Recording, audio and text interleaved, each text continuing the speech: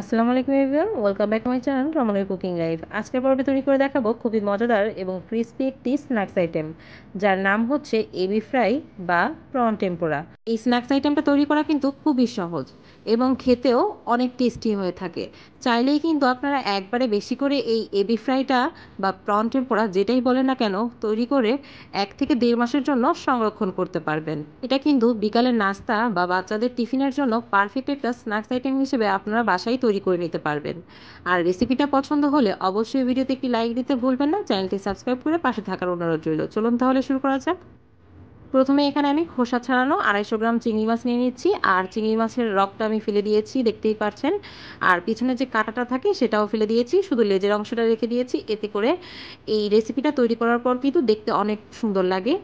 আর এখন আমি এই চিংড়ি মাছের যে উল্টো সাইড, সেই সাইডে একটু ছুরির সাহায্যে হালকা করে একটু কাট করে নেব। এতে করে মাছগুলো ফ্রাই করার পর কুচকে যাবে না, এরকম সোজাই থাকবে। আর এটা কাটার সময় একটু সাবধানে কেটে নিতে হবে, যাতে করে মাছটা পুরোপুরি 2 ভাগ না হয়ে যায়। সামান্য একটু করে কাট করে নিতে হবে, যাতে করে রগের অংশগুলো ছাড়িয়ে যায়।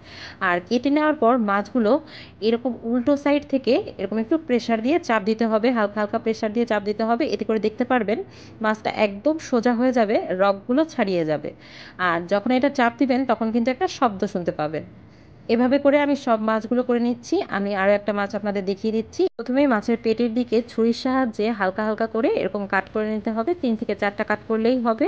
আর কাট করা হয়ে গেলে মাছটা উল্টিয়ে একটা আঙুলের সাহায্যে হালকা হালকাভাবে প্রেসার দিতে হবে, তাতে করে দেখা যাবে মাছগুলো রক থেকে ছাড়িয়ে যাবে এবং এরকম সোজা হয়ে যাবে। এখন একইভাবে আমি সব মাছগুলো প্রসেস করে নিয়ে মাছগুলো ভালোভাবে পানি দিয়ে আমি ধুয়ে নিয়েছি।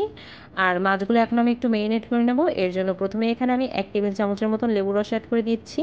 এরপর এখানে আমি স্বাদ অনুযায়ী লবণ দিয়ে দিচ্ছি। সাথে এখানে আমি 1/2 চা চামচের মতন আদা রসুন বাটা অ্যাড করে দিচ্ছি। সব কিছু একসাথে ভালোভাবে মেখে নিচ্ছি। আর এখানে কিন্তু আমি আর কোনো মশলা ব্যবহার করছি না, বাকি মশলাগুলো আমি ময়দার মিশ্রণের সাথে ব্যবহার করব।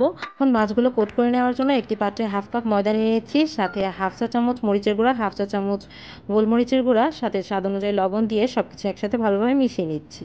এই তো ময়দার মিশ্রণটা এখন রেডি হয়ে গিয়েছে। এখন মাছগুলো কোট করে নেওয়ার সময় এখানে আমি আরও একটি উপকরণ নিচ্ছি, যেটা হচ্ছে ব্রেড ক্রাম্ব। আর এটা কিন্তু হোমমেড ব্রেড ক্রাম্ব, আপনারা চাইলে এটা বাসায় তৈরি করে নিতে পারবেন। এই রেসিপিটা আমার চ্যানেলে অলরেডি দেওয়া আছে, চাইলে চেক করে নিতে পারবেন। আমি একটি ডিম নিয়ে নিচ্ছি, আর এই ডিমটা আমি সামান্য একটু লবণ দিয়ে ফেটিয়ে নিয়েছিলাম।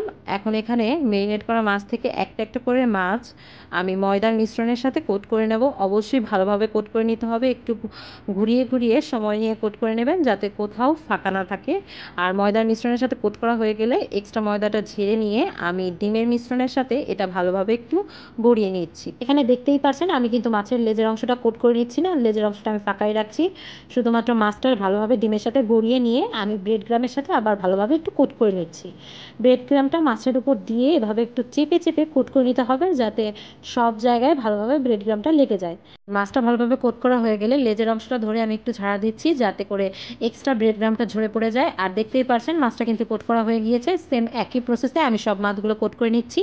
আর এই প্রনগুলো যদি আপনারা ফ্রোজেন করতে চান, সেক্ষেত্রে এই পর্যায়ে একটা ছড়ানো পাত্রে এটা একটু ফাঁকা ফাঁকা করে রেখে ডিপ ফ্রিজে 1 ঘন্টার জন্য রাখতে হবে। 1 ঘন্টা পর এটা যখন একটু শক্ত হয়ে যাবে, যে কোনো এয়ারটাইট কৌটা বা জিপলক ব্যাগে করে রেখে প্রায় 1 মাসের জন্য সংরক্ষণ করতে পারবেন। শুধুমাত্র ফ্রাই করার আগে একটু ডিপ ফ্রস্ট করে নিলেই হবে। আজকে আমি এগুলো ফ্রোজেন করবো না, আপনাদের ফ্রাই করে দেখাবো। এর জন্য চুলায় একটি পাত্রে পর্যাপ্ত পরিমাণ তেল নিয়ে নিচ্ছি। আর তেলটা গরম হয়ে আসলে এখানে আমি একে একে সব মাছগুলো দিয়ে দিচ্ছি।